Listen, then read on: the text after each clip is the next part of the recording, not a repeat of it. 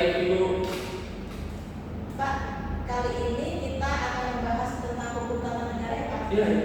Pak, saya mau bertanya, kalau kita bicara tentang dasar hukumnya, apa saja sih yang menjadi sumber hukum tata negara di Indonesia? Yang pasti yang menjadi dasar hukum ialah pada Undang-Undang Dasar 1945 yang kemudian undang-undang tersebut dikonvert menjadi ketatanegaraan yang berakhir pada jurisprudensi daripada negara tersebut, Bu. Selanjutnya boleh, Bu. Oke, kalau kita melihat dari cakupannya nih Pak, sebenarnya apa saja sih yang termasuk dalam ruang lingkup hukum tata negara Pak? Nah, yang kalau kita ditanya tentang mengenai ruang lingkup hukum tata negara itu meliputi negara, Bu, sistem pemerintahan, lembaga negara, serta hubungan antara pemerintah pusat dan pemerintah daerah.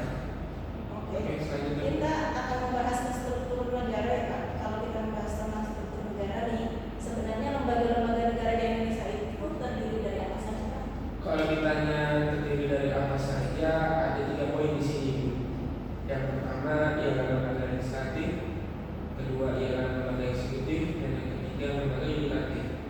Jika lo ingin tahu lebih dalam tentang lembaga legislatif itu Dewan Perwakilan Rakyat, DPD, Dewan Perwakilan Daerah, dan juga MPR, Majelis Permusyawaratan Rakyat. Dan untuk pada poin lembaga eksekutif terdiri daripada presiden, wakil presiden, serta menteri. Dan yang ketiga, lembaga yudikatif itu terdiri daripada Mahkamah Agung, Mahkamah Konstitusi, dan juga Komisi Yudisial. Kalau kita lihat dari fungsinya nih, sebenarnya apa peran utama hukum tata negara dalam sebuah negara?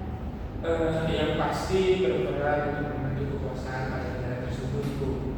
Dan juga hukum tata negara ini dapat melindungi hak warga negaranya. Ya, kita ambil contoh seperti pada pemilu ataupun pilkada ataupun pada pemilihan umum dalam bentuk apapun itu, baik itu mulai strata paling bawah sampai paling atas, pemilihan RT sampai pada pemilihan pemimpin negara tersebut. Ya, pada intinya sebuah hak untuk menyampaikan aspirasi, pendapat, dan juga hak kepada manusia daripada negara tersebut. Wah, penjelasannya keren banget dan mudah dipahami. Terima kasih Pak. Siap. Terima kasih, Bu. Assalamualaikum warahmatullahi wabarakatuh. Perkenalkan, saya Alia Ramawati. Di sini saya ingin menjelaskan tentang pengertian hukum tata negara. Hukum tata negara adalah cabang hukum yang mengatur struktur negara dan hubungan antar lembaga negara. Selanjutnya ada sumber hukum. Sumber utama hukum tata negara di Indonesia itu ada Undang-Undang 1945, kemudian Undang-Undang, Konvensi Ketatanegaraan, dan terakhir ada jurisprudensi. Selanjutnya ada ruang lingkup.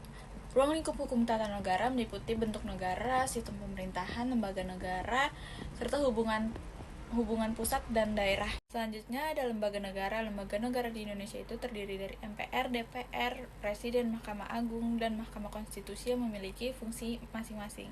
Dan yang terakhir ada fungsi dalam hukum tata negara dan contoh penerapannya.